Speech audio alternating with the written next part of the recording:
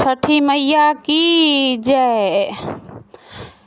गंगा किनारे एगो कदमिया, कदमे फरे झोपे झोप, कदम फरे झोपे झोप।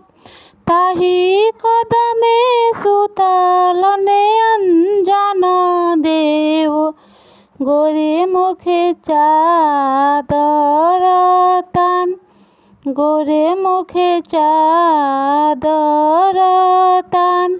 ताही पैसी जगावसे उनु करयामा, उठा बबुआ हो गईले बिहान, उठा बबुआ हो गईले बिहान। भोर भइले मोरवा बोले, भइले अरघिया के बेर, भइले अरघिया के बेर। गंगा किनारे एगो जमुनिया, जामुन फरे झोपे झोप, जामुन फरे झोपे झोप। ताही जमुने सुतलने अंजन देव, गोरे मुखे चादर तान, गोरे मुखे चादर तान। ताही पैसी जगावसे उनु कर दादी, उठ नाती हो गईले बिहान, उठ नाती हो गईले बिहान।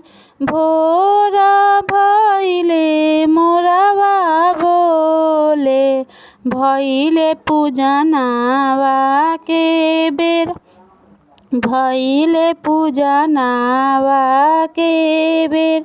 गंगा किनारे एगो कदमिया, कदम फरे झोपे झोप, कदम फरे झोपे झोप।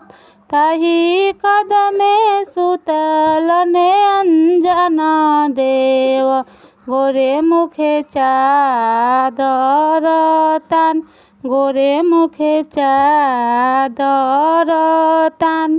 ताही पैसी जगावसे उनु कर धनिया, उठी स्वामी हो गईले बिहान, उठी प्रभु हो गईले बिहान।